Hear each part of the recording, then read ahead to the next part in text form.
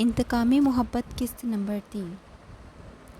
حازم خان تو اگلے ہی دن اسے جا کر لانا چاہتا تھا، لیکن آغا جان کی اچانک طبیعت خراب ہونے کی وجہ سے وہ مصروف ہو گیا، اور پھر اس دوران پورے 2 ماہ گزر گئے، اور فراغت ملتے ہی وہ سب سے پہلے اس کے ننیال پہنچا تھا، اور پھر وہاں ثانیہ بیگم بھی پہنچ آئی تھی۔ ان کا کہنا تھا وہ اپنی لاڈوں پلی بیٹی کو اس جہنم میں نہیں بھیجیں گی جہاں سے وہ جان چھڑا کر بھاگی تھی۔ وہ اس کے راستے میں آ گئی تھی۔ حازم خان، تم زہرا کو یہاں سے لے کر نہیں جا سکتے، ہم کورٹ میں جائیں گے۔ بچپن میں کی گئی شادیوں کا کوئی وجود نہیں ہوتا۔ زہرا تمہارے ساتھ نہیں رہنا چاہتی۔ اگر تم میں ہمت ہے تو عدالت میں سامنا کرو، جہاں میں یہ ثابت کر دوں گی کہ میری بیٹی کا نکاح بچپن میں اس کے دادا نے میری مرضی کے بغیر کروا دیا تھا۔ ان کی بات سن کر اس نے ہونٹ بھینچ لیے۔ ٹھیک ہے، آپ بچپن کے نکاح کو نہیں مانتی، لیکن اگر اب آپ کی بیٹی اپنی مرضی سے نکاح کرے گی تو آپ مان لیں گی نا؟ کیا مطلب؟ مطلب صاف ہے، ٹھیک 2 مہینے پہلے آپ کی بیٹی اپنی مرضی سے مجھ سے نکاح کر چکی ہے، اور یہ رہا اس کا ثبوت۔ اس نے کوٹ کی جیب سے نکاح نامہ نکال کر ان کے سامنے ٹیبل پر رکھ دیا، اور پھر آغا جان کی خواہش کے احترام میں وہ اسے لے آیا تھا۔ حویلی میں جس کی ان اونچی دیواروں میں عورتوں کے لیے ایک تحفظ کا احساس ہوتا تھا، وہ آزادی پسند عورتوں کے لیے ایک قید خانہ ہے، لیکن وفا شعار عورتوں کے لیے ایک جنت اور سکون ہے۔ اجالا تھا، اجالا 4 سو تھا، مگر دل میں اترتا ہی نہیں تھا۔ اپنے یک طرفہ احساسات کو بے وقوفی سمجھ کر ان پر ہنسنا، خوش گمانی کی دنیا سے نکل کر حقیقت کی دنیا میں آنا اس کے لیے مشکل تھا، مگر اس نے خود کو سنبھال لیا تھا کہ وہ اس کے جذبات سے بے خبر تھا۔ وہ نہ تو زبردستی اس کے دل میں اپنی محبت کا بیج ڈال سکتی تھی، نہ یوں اسے پا سکتی تھی۔ رانیہ کی محبت بس اتنی ہی تھی۔ اس نے قسمت کا لکھا سمجھ کر قبول کر لیا۔ حازم کی عنایات یاد آتی تو اسے یقین نہیں آتا تھا کہ وہ اپنی زندگی میں اس لڑکی کو لے آیا ہے جس سے وہ نفرت کرتا تھا۔ کئی بار وہ اپنی نفرت کا اظہار بھی کر چکا تھا، لیکن پھر یکایک نہ جانے کیا ہوا تھا، وہ اسے لے آیا تھا۔ وہ جمال ماموں سے بہت محبت کرتا تھا۔ ان کے آخری وقت پہ وہ ان کے پاس تھا۔ وہ ممانی اور زہرا کو ہی یاد کرتے کرتے اس دنیا سے رخصت ہو گئے تھے۔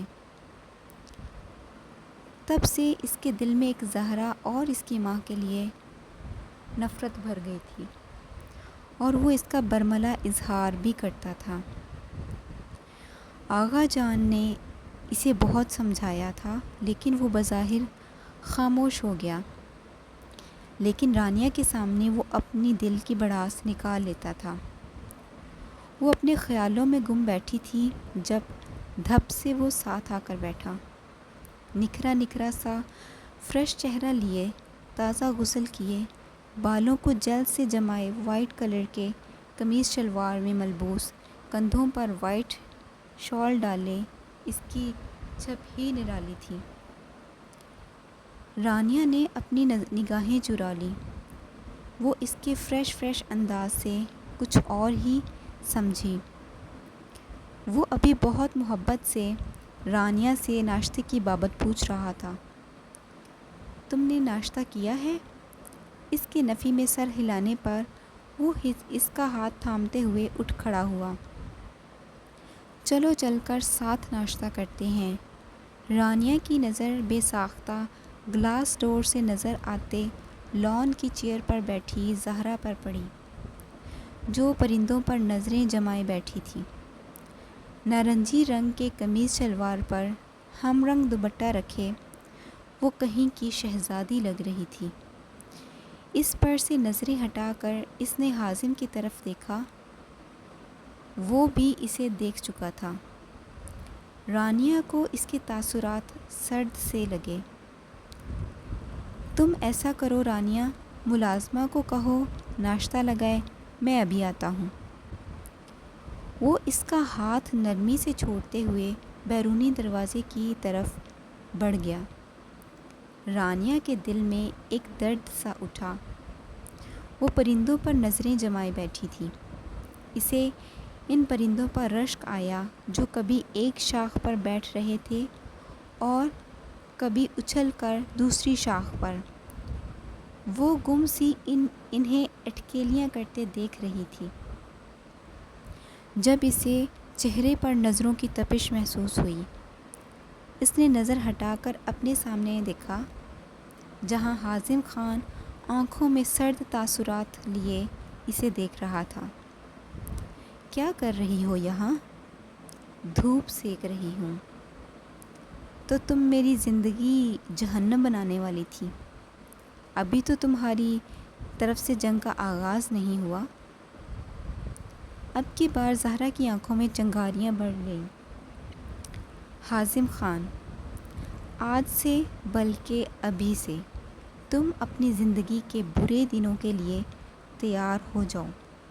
میں اپنی جنگ کا آغاز کر چکی ہوں، تمہیں خبر بھی نہ ہوئی۔ وہ ہلکا سا مسکرائی تھی۔ اس کی مسکراہٹ پر حازم خان کی مسکراہٹ سمٹی تھی۔ وہ کرسی دھکیل کر اٹھ گیا جبکہ زہرا نے لان کے ایک کونے میں پڑی ادھ جلی فائل پر نظریں جما دیں، جہاں سے ابھی بھی ہلکا ہلکا دھواں اٹھ رہا تھا۔ وہ آغا جان کے کمرے میں ان کے سامنے موجود تھا۔ وہ اپنی سوالیہ نظریں اس کے چہرے پر ٹکائے خاموشی سے اسے دیکھ رہے تھے۔ آپ کا خیال ہے میں اپنی خوشی اور دل سے اسے لے کر آیا ہوں؟ وہ آغا جان کی طرح آنکھوں میں آنکھیں ڈال کر بات نہیں کر سکتا تھا، اسی لیے ان کی بجائے دیوار کی طرف دیکھتے ہوئے بولا، ایسا نہیں ہے آغا جان، میں صرف وہ وعدہ نبھانے جا رہا ہوں جس کے بارے میں آپ مجھے بتا رہے تھے کہ چاہوں تو اسے توڑ بھی سکتا ہوں۔ میں نے بہت سوچا، مجھے لگا میں چاہ کر بھی وعدہ نہیں توڑ سکتا۔ آپ کو مولسری کا وہ درخت یاد ہے جو ہماری اس حویلی کے پچھلے صحن میں لگا ہوتا تھا؟ اس نے گردن موڑ کر آغا جان کو دیکھا۔ آپ کو یاد ہوگا، میں جب تک یہاں رہا ایک بھی دن اس کی دیکھ بھال میں کوتاہی نہیں کی، کیونکہ اس کی دیکھ بھال کا بھی میں وعدہ کر چکا تھا۔ اپنا دکھ، اپنا غم اور اپنی بھڑاس کچھ بھی میں اس درخت پر نہیں نکال سکا۔ اسی لیے تو کہتے ہیں خود کو وعدوں کی زنجیروں میں جکڑنا نہیں چاہیے۔ وعدے بعض اوقات بہت مسٹیک پیدا کرتے ہیں۔ اس کی آواز کمزور پڑی۔ اب تو کر چکا ہوں وعدہ، اب کچھ بھی نہیں ہو سکتا۔ آغا جان نے نظریں جھکا لیں۔ وہ اس کے ساتھ زبردستی تو نہیں کر سکتے تھے، لیکن وہ اسے تکلیف بھی نہیں دینا چاہتے تھے۔ وہ تو بس اپنے لاڈلے بیٹے کی نشانی کو ہمیشہ اپنی آنکھوں کے سامنے رکھنا چاہتے تھے۔ خدا حافظ۔ اب کی بار اس نے براہ راست آغا جان کی طرف دیکھا تھا۔ جواب میں انہوں نے صرف سر ہلایا تھا۔ وہ آج کوئٹہ جا رہا تھا جہاں ایک پریس کانفرنس کرنی تھی اس نے۔ وہ جب گاڑی میں بیٹھنے لگا اس نے زہرا کو دیکھا، جو مسکرا کر اسے ہاتھ سے کوئی اشارہ کر رہی تھی۔ وہ جلدی میں تھا اس لیے اسے اگنور کر گیا۔ وہ اس وقت کانفرنس ہال میں موجود تھا۔ اس نے سیٹ سنبھالتے ہوئے صحافیوں کو اشارے سے سوالات شروع کرنے کو کہا۔ وہ اپنے علاقے میں ایک الیکٹرک پاور پروجیکٹ شروع کر رہا تھا جس کے لیے اسے پارلیمنٹ سے منظوری چاہیے تھی۔ اس کی کمپنی کے تحت اس سے پہلے بھی ایسے بہت سے پروجیکٹ ملک کے مختلف حصوں میں کام کر رہے تھے، لیکن اس بار اس کے سامنے بابر خان اور کشمالہ خان آڑے آئے تھے اور عین ممکن تھا کہ یہ پروجیکٹ انہیں مل جاتا، لیکن وہ کسی بھی حال میں وہ پروجیکٹ حاصل کرنا چاہتا تھا۔ اسے ہار کسی صورت بھی منظور نہ تھی۔ ایک صحافی کے پروجیکٹ کی تخمینہ لاگت کے حوالے سے پوچھے گئے سوال پر اس نے اپنے سامنے رکھی سرخ کور والی فائل کھولی تو سامنے کورے کاغذ دیکھ کر اسے ایک جھٹکا لگا، جسے وہ مسکراہٹ کے لبادے میں چھپا گیا۔ اس کی آنکھوں کے سامنے زہرا جمال کی مسکراہٹ اور وہ مخصوص اشارہ آنکھوں کے سامنے لہرایا۔ اس کی آنکھوں میں چنگاریاں بھر گئیں۔ پریس کانفرنس کے اختتام پر ہونٹ بھیجے وہ تیزی سے راہداریاں عبور کرتا ہوا لفٹ تک پہنچا۔ لفٹ سے نکل کر ڈرائیور کا انتظار کیے بغیر وہ تیزی سے گاڑی کی طرف بڑھا اور گاڑی سٹارٹ کر کے گاڑی گاؤں کے راستے پر ڈال دی۔ وہ آندھی طوفان کی طرح حویلی پہنچا تھا۔ گاڑی سے نکلتے ہوئے اس کا دماغ کھول رہا تھا۔ وہ مین ڈور سے اندر داخل ہوا تو رانیہ سے ٹکراتے بچا۔ اس کے پاس سے گزر کر وہ تیزی سے سیڑھیوں کی طرف بڑھا۔ اس نے ایک زوردار ٹانگ مار کر دروازہ کھولا، لیکن خالی کمرہ دیکھ کر اس کا پارا مزید ہائی ہوا۔ وہ فائل اور کوٹ بیڈ پر پھینک کر واپس نیچے آیا۔ رانیہ سے زہرا کی بابت پوچھا، جس نے اسے بتایا کہ وہ دادو کے کمرے میں ہے۔ وہ تھوڑی دیر خاموش ہو کر کچھ سوچنے لگا، پھر وہ ایڑیوں کے بل مڑا تھا۔ رانیہ، تم زہرا کو وہاں سے کمرے میں بھیج سکتی ہو؟ اسے میرے آنے کے بارے میں نہیں بتانا۔ دراصل صبح سے اسے دیکھا نہیں ہے نا، تو پلیز تم اسے کسی بہانے سے کمرے میں بھیج دو۔ رانیہ نے حیرانگی سے اس بات میں سر ہلایا اور دادو کے کمرے کی جانب بڑھ گئی۔ حازم خان مطمئن سا اپنے کمرے کی طرف بڑھ گیا اور زیادہ انتظار کرنا نہیں پڑا۔ ٹھیک 10 منٹ کے بعد اسے کمرے کے قریب چاپ سنائی دی اور اگلے ہی پل وہ کمرے کے اندر تھی۔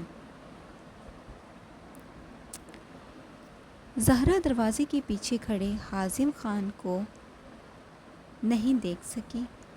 وہ جلدی سے ڈریسنگ کی طرف بڑھی اور اس کے آگے سے ایک پرفیوم لے کر جوں ہی سیدھی ہوئی، اسے شیشے کے عکس میں بالکل اپنے پیچھے حازم خان کھڑا نظر آیا۔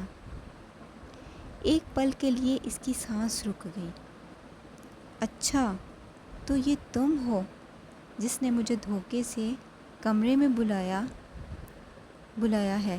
تبھی میں کہوں، رانیہ تو تمہارے کمرے سے تمہارا پرفیوم خود بھی تو لے سکتی ہے، پھر مجھے کہنے کی کیا ضرورت تھی؟ وہ بہت اعتماد سے بولی۔ حازم خان بگڑے تیور لیے اسے گھور رہا تھا۔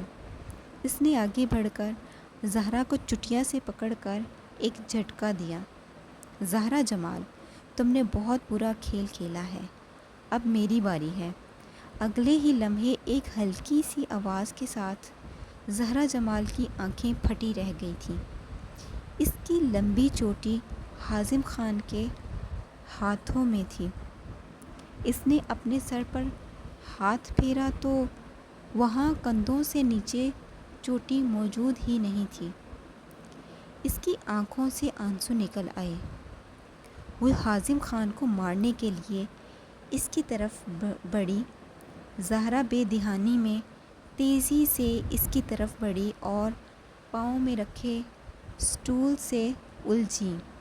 خود کو گرنے سے بچانے کے لیے اس نے حازم خان کو پکڑا۔ وہ اس ناگہانی کے لیے تیار نہیں تھا۔ اس کے پکڑنے میں دونوں ہی ایک ساتھ نیچے گرے۔ زہرا جمال کا سر زور سے فرش سے ٹکرایا جبکہ حازم خان اس کے اوپر گرا ہوا تھا۔ زہرا جمال کو اپنے سر کے نیچے کچھ نرم سا احساس ہوا۔ جتنا زور سے وہ گری تھی ویسا اسے درد محسوس نہیں ہو رہا تھا۔ حازم خان نے نیچے گرتے ہوئے اپنا ہاتھ اس کے سر کے نیچے رکھ لیا تھا۔ حازم تو ایک دم سے ہی اٹھ کھڑا ہوا جبکہ زہرا بیٹھ کر اپنی کہنیاں سہلانے لگی، اور پھر اسے اپنے بالوں کی یاد آئی اور ٹوٹ کر کتنے ہی آنسو پلکوں کی باڑ توڑ کر گالوں پر پھسل آئے۔ حازم خان پنجوں کے بل اس کے پاس بیٹھ گیا۔ زہرا جمال، اپنی خیر مناؤ کہ وہ میری اوریجنل فائل نہیں تھی بلکہ کاربن کاپی تھی، نہیں تو میں نے تمہارا بہت بڑا نقصان کر دینا تھا۔ میرے ساتھ ایسی دشمنی دوبارہ نبھانے کے بارے میں سوچنا بھی نہیں تو اگلی بار میں تمہاری آنکھیں نکال کر تمہارے ہاتھ پر رکھ دوں گا۔ زہرا نے نادانستہ طور پر جلدی سے اپنی دائیں آنکھ کو چھوا۔ حازم خان نے بمشکل اپنی مسکراہٹ روکی اور زہرا جمال ہاتھ جھاڑتی اٹھ کھڑی ہوئی۔ حازم خان، میں نے تمہیں وارن کیا تھا، اور ویسے بھی جو تم میرے ساتھ کر چکے ہو وہ کافی ہے۔ اب مجھے مزید ڈرانے کی کوشش نہیں کرنا، میں ڈرا نہیں رہا۔ زہرا جمال، میں صرف تمہیں انفارم کر رہا ہوں۔ حازم خان کے انتہائی سنجیدہ انداز پر وہ خاموش ہو گئی۔ میں نے زندگی کو سمجھنے کی کوشش کی اور پھر خود ہی الجھتی گئی۔ میں ایک صفحہ پڑھتی ہوں تو کسی گھنے درخت کی طرح اس کی آگے اور بہت سی شاخیں ہوتی ہیں۔ ایسے محسوس ہوتا ہے کہ ہم ایسی جگہ پر کھڑے ہیں جس کے چاروں اور راستے جا رہے ہیں اور ہمیں ایک راستے کا انتخاب کرنا ہے، تو پھر کہاں جایا جائے؟ یہ ایک نہایت ہی مشکل سوال ہے۔ اس کی زندگی میں بھی راستے تو بہت تھے لیکن انہیں اختیار کرنے کا فیصلہ اس کے پاس نہیں تھا۔ پہلے تو پھر اس کے پاس چوائس تھی لیکن اب تو بالکل بھی نہیں رہی۔ پہلے وہ خود اذیتی کا شکار تھی تو اب بھی وہی کر رہی تھی۔ اگر چاہتی تو حازم خان کی طرف پیش قدمی کرتی تو وہ اسے کبھی بھی دھتکارتا نہ ہی انا آڑے آتی۔ بھلا وہ لڑکی ہو کر کیسے خود سے آگے بڑھے؟ اس کا دماغ الجھا ہوا تھا۔ ہر مثبت سوچ کے آگے آ کر کہیں منفی باتیں بھی ساتھ کھڑی نظر آتی تھیں۔ تبھی دروازے پر دستک کی آواز پر وہ اپنے خیالوں سے باہر آئی۔ سامنے ہی ملازمہ کھڑی تھی۔ بی بی جی، آپ کو بڑے صاحب بلا رہے ہیں۔ وہ ملازمہ کے پیچھے چل پڑی۔ سیڑھیاں اتر کر وہ مین ڈور سے باہر نکل کر بائیں طرف مڑی، پھر ایک اور دروازہ کھول کر وہ اندر داخل ہوئی تو سامنے ایک بڑا ہال تھا۔ ہال کی ایک سائڈ سے لکڑی کی سیڑھیاں اوپر جا رہی تھیں۔ سیڑھیوں کے عین سامنے موجود دروازے کی طرف اشارہ کر کے ملازمہ مڑ گئی۔ اس نے ڈرتے ہوئے لکڑی کے نقش و نگار سے بنے خوبصورت دروازے کے ہینڈل پر ہاتھ رکھا تو وہ کھلتا چلا گیا۔ یہ ایک بہت بڑا کمرہ تھا جسے شاید ڈرائنگ روم کے لیے استعمال کیا جاتا تھا۔ ایک سائڈ پر رکھے آرام دہ صوفوں پر ایک نہایت رعب دار شخصیت کے مالک 70-80 سال کے بزرگ موجود تھے۔ زہرا نے بلند آواز میں سلام کیا تو وہ اپنی جگہ سے اٹھ کھڑے ہوئے، آگے بڑھ کر اسے گلے لگایا اور اس کے سر کا بوسہ لیا۔ زہرا جمال نے الگ ہوتے ہوئے اس بوڑھے شخص کی طرف دیکھا تو ان کے آنسو ان کی داڑھی میں جذب ہو رہے تھے۔ وہ ان سے الگ ہوتے ہوئے مڑی تو سامنے ہی ایک درمیانی عمر کا آدمی بیٹھا تھا۔ اسے ان کی شکل میں حازم خان کی مماثلت نظر آئی۔ وہ بھی اپنی جگہ سے کھڑے ہوئے اور اس کے سر پر اپنا ہاتھ رکھا اور اسے اپنے برابر بٹھایا۔ وہ ناسمجھی سے ان کے سنجیدہ چہرے دیکھنے لگی۔ بیٹا، کیسی ہو تم؟ یہاں آ کر کیسا لگا؟ جی ٹھیک ہوں، اچھے گزر رہے ہیں دن بھی۔ بیٹا، تم اپنے بارے میں کچھ بتاؤ۔ جی، وہ تھوڑی دیر کچھ سوچنے لگی۔ میرے والد جب میں 1 سال کی تھی تو ان کی ڈیتھ ہو گئی تھی۔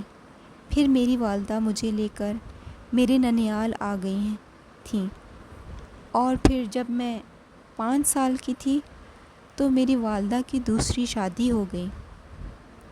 ان کی شادی اپنے کزن فرمان علی سے ہوئی تھی۔ وہ میری والدہ سے محبت کرتے تھے۔ فرمان علی کی یہ پہلی شادی تھی۔ میری والدہ نے ان سے شادی کے لیے یہ شرط رکھی تھی کہ وہ مجھے اپنے ساتھ رکھیں گی۔ فرمان علی کو ان کی اس شرط پر کوئی اعتراض نہیں تھا، لیکن ایک دن وہ بریک کے وقت میرے اسکول چلے آئے اور پھر مجھے بتایا کہ میں اپنی ماں کی خوشیوں میں رکاوٹ ہوں، اس لیے میں خود ہی ان کے ساتھ چلنے سے انکار کر دوں۔ اور پھر میں نے انکار کر دیا اور میری ماں شادی کر کے اپنے گھر چلی گئی۔ تھوڑا عرصہ مجھے یاد کرتی رہیں اور پھر اپنی دوسری بیٹیوں کی پیدائش کے بعد مجھے بھول گئیں اور پھر میں نانوں کے گھر رہنے لگی۔ میں بہت سکون سے رہ رہی تھی کہ آپ کا پوتا میری زندگی میں کسی لٹیرے کی طرح آیا اور مجھے یہاں اس زندان میں لے آیا۔ وہ انہیں اپنے بارے میں تفصیل سے اس لیے بتا رہی تھی کہ وہ یہ جان کر کہ وہ ایک غریب اور بے سہارا لڑکی ہے، اپنے پوتے کو کہیں گے کہ وہ اس لڑکی کو چھوڑ دے۔ آغا جان، میں چلتا ہوں، مجھے کچھ ضروری کام سے کوئٹہ جانا ہے۔ حازم خان کی آواز پر اس نے پلٹ کر دیکھا جو اس کے پاس کھڑا اپنا کوٹ اٹھا رہا تھا۔ زہرا کو دیکھ کر اس نے دانت پیسے۔ مظلوم بننے کا ڈھونگ اچھا کر لیتی ہو۔ اتنا کہہ کر وہ دروازے کی طرف مڑ گیا۔ دور تک اس کی نگاہوں نے اس کا تعاقب کیا۔ اس کے منظر سے غائب ہوتے ہی وہ آغا جان کی طرف مڑی۔ انہوں نے اس کے سامنے ایک تصویر رکھی جس میں ایک بہت ہی خوبصورت نوجوان مسکرا رہا تھا۔ کیا تم اسے جانتی ہو؟ زہرا نے نفی میں سر ہلایا۔ یہ جمال حاکم علی خان ہے، تمہارا باپ۔ ان کی بات پر وہ ناسمجھی سے انہیں دیکھنے لگی۔ تمہاری ماں اور باپ دونوں یونیورسٹی میں ساتھ پڑھتے تھے۔ جمال کو تمہاری ماں سے محبت ہو گئی۔ تمہاری ماں کا تعلق ایک مڈل کلاس گھرانے سے تھا۔ جمال کے اونچے سٹیٹس سے متاثر ہو کر وہ بھی اسے پسند کرنے لگی۔ ہمارے ہاں خاندان سے باہر شادی کرنے کا رواج نہیں تھا، اس لیے میری مخالفت کے باوجود جمال نے ثانیہ سے نکاح کر لیا۔ اور میں نے اسے حویلی سے بے دخل کر دیا۔ اسے شادی کے بعد کوئی ڈھنگ کی جاب بھی نہ مل سکی اور 2 سال میں ہی تمہاری ماں کے سر سے محبت کا بھوت اتر گیا اور وہ تمہیں لے کر اس کی زندگی سے چلی گئی اور وہ لٹا ہوا واپس حویلی آیا۔ وہ تمہاری یاد میں بہت تڑپتا تھا، اس لیے جب تم 3 سال کی تھی تو رمیز تمہیں تمہاری ماں سے چھین کر حویلی لے آیا تھا، لیکن جمال کا کہنا تھا کہ وہ بیٹی کو ماں سے جدا نہیں کرے گا اور رمیز کو کہا کہ وہ تمہیں واپس چھوڑ آئے، لیکن تمہیں یہاں سے واپس لے کر جانے سے پہلے رمیز نے تمہارا نکاح حازم سے کروا دیا تھا اور پھر تمہیں واپس چھوڑتے ہوئے تمہاری ماں کو بتا دیا تھا کہ تم ہماری امانت ہو اور ہم ایک دن اسے آ کر لے جائیں گے۔ تمہارے نانا نے تو گھر بدل دیا، شہر بدل دیا، لیکن پھر بھی میرا پوتا تمہیں ڈھونڈ کر لے آیا۔ ان کی باتیں سنتی زہرا جمال کو تو لگتا تھا کسی نے اس کے پاؤں کے نیچے سے زمین ہی کھینچ لی ہو۔ وہ ہونک بنی ان کا چہرہ دیکھنے لگی اور پھر ایک جھٹکے سے وہاں سے اٹھ کر آ گئی۔ وہ تو خود کو مظلوم سمجھتی تھی، لیکن یہ نہیں جانتی تھی کہ اس کی تو زندگی ہی ایک جھوٹ ہے۔ لکیر کی فقیر، جو ماں نے بتا دیا بس اس پر یقین کر لیا، کبھی پلٹ کر ماں کو اتنا بھی نہیں پوچھا کہ میرے باپ کی کوئی تصویر تو ہوگی، وہی دکھا دیں۔ اس نے اپنے موٹے دماغ پر کبھی اتنا زور ڈالا ہی نہیں۔ آج کی رات اس پر بہت بھاری تھی۔ اسے لگ رہا تھا کہ اس کی زندگی ایک مذاق ہے، لیکن آج پہلی بار اس نے آنسو نہیں بہائے تھے۔ وہ سن ہوتے دماغ کے ساتھ بس یہ سب قبول کرنے کی کوشش کر رہی تھی کہ آیا جو کچھ اب اسے بتایا جا رہا ہے کیا وہ سچ ہے؟ صبح کی اذان کے ساتھ اس نے بستر چھوڑا اور خشوع و خضوع کے ساتھ وضو کرنے لگی۔ اسے بچپن کی مولوی صاحب کی کہی بات اس کے دماغ میں گونجنے لگی۔ اللہ رب العزت جو چیزیں سب سے پہلے دنیا سے اٹھائے گا ان میں سے ایک عبادتوں میں خشوع و خضوع بھی ہے، اور وہ آج بہت عرصے کے بعد رب کے ہاں سر مسجود تھی، اپنی کوتاہیوں، خامیوں اور رب سے کیے گئے شکووں کی معافی مانگ رہی تھی۔ اسے سمجھ آ گئی تھی کہ وہ رب ہماری تقدیر میں جو لکھتا ہے وہ بہتر نہیں بہترین ہوتا ہے۔ انسان تو بس راستے ڈھونڈتا رہ جاتا ہے اور رب تعالیٰ منزل پر پہنچا دیتا ہے۔ بس اس نے یہ سیکھا کہ جو رب کی رضا وہی بندے کی رضا ہونی چاہیے۔ ہم اس کے سامنے اپنی چاہتیں رکھتے رہتے ہیں، یہ جانے بغیر کہ وہ ہمارے لیے صحیح ہیں یا غلط، جبکہ ہمارا رب ہماری کوتاہیوں کے بعد بھی ہمیں اپنی رحمت کاملہ سے نوازتا ہے۔ اس نے خود کو وقت کے دھارے پر چھوڑ دیا۔ وہ 8 بجے کے قریب ناشتے کے لیے نیچے آئی تو ڈائننگ روم سے بہت سی آوازیں آ رہی تھیں۔ وہ اندر داخل ہوئی تو باتیں کرتے سب لوگ خاموش ہو گئے۔ آغا جان، رمیز تایا، پھپھو، رانیہ اور حازم کے ساتھ ایک بہت ہی گریسفل سی خاتون موجود تھی۔ سر پر دوپٹہ جمائے، ایک کندھے پر چادر ڈالے ان کی نظر زہرا پر رک گئی۔ یہ کون ہے؟ یہ زہرا ہے۔ رمیز خان کے جواب پر رومینہ خان نے ایک شکایتی نظر بیٹے پر ڈالی اور زہرا سے منہ پھیر کر آغا جان کی طرف مڑی۔ آغا جان، یہ لڑکی یہاں کیوں آئی ہے؟ آغا جان نے غصے سے ہاتھ سے چمچ پلیٹ پر پھینکا، کیونکہ یہ اس گھر کی بیٹی ہے۔ تمہیں کوئی اعتراض ہے؟ وہ اپنی روبدار آواز میں بولے۔ رومینہ خان نے نفی میں سر ہلایا اور کھانا چھوڑ کر اٹھ گئیں۔